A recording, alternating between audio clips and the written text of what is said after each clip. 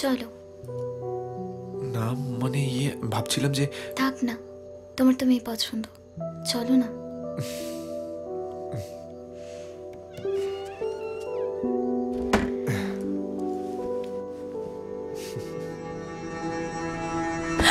আবির, কোথায় আবির?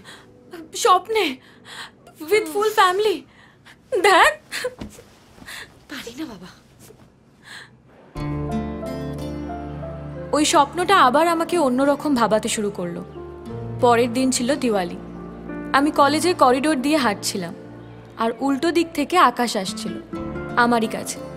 আমি জানতাম আজও আমাকে প্রপোজ করবেই। আমার কাছে ওই স্বপ্নটার পর আর কোনো রাস্তাও ছিল না। এতদিনে হয়তো সত্যিই আবিরের বিয়ে হয়ে গেছে, তাহলে আর ওর কথা ভেবে নিজের লাইফ নষ্ট করার মানেটা কি?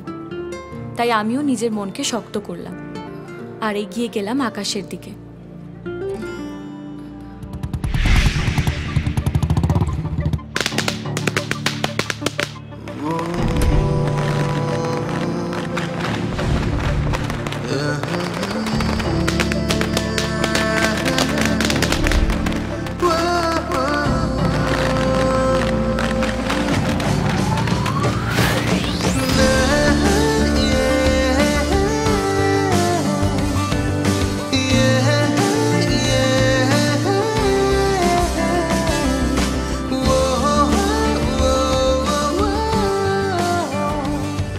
তুমি এখানে? হ্যাঁ, এখানে ডাক্তারি পড়ছি, এখন ইন্টার্ন চলছে। তুমি? আমি আসলে ওই ডক্টর বর্মনের সাথে দেখা করতে এসেছিলাম, একটু লেট হয়ে গেছে। ঘুরে এসে কথা বলি। চেম্বারটা ওদিকে। Thank you.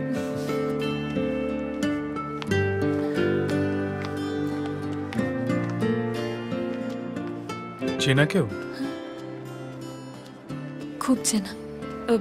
আকাশ, তোমাকে আমার কিছু বলার ছিল। তাহলে প্রবলেমটা কি? কিন্তু ওর তো আমাকে ভালো লাগে না।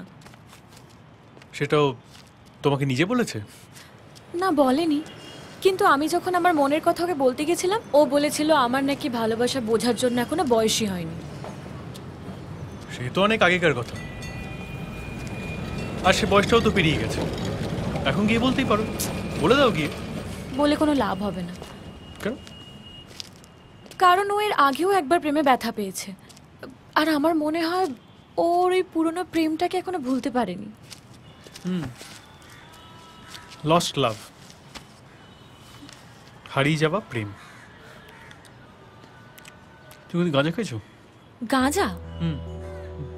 আমিও খাইনি, কিন্তু এই হারিয়ে যাওয়া প্রেমটা দুভাবে বোঝানো যায়। ফার্স্ট কেস, যখন তুমি ফার্স্ট টাইম গাঁজা খাবে, ভয় করবে, বুঝতে পারবে যে শরীরটা খারাপ করছে, কিন্তু তাও ছাড়তে পারবে না। ঠিক প্রেমের মতো, কিছুতেই ভুলতে পারবে না। আর সেকেন্ড স্টেজ, ঠিক বাড়ির মালিকের মতো, মাসের শেষে নজর রেখে যাবে ভাড়াটের ওপর। আচ্ছা, তোমার চাপটা কি লাইফের? হ্যাঁ, যেটা বলা সেটা কি বলে দাও। ও কি বলবে সেটা আগে থেকে ভেবে ভয় পেও না। দেখো, জীবনটা অনেক বড়, আর সব কিছু এত সহজে শেষ হয়ে যায় না। সো গো, যাও। বায়না করে আয়না তোর চোখেরই ভাষায়, চাঁদ লাজে এসে কাছে তোর কাজল এলো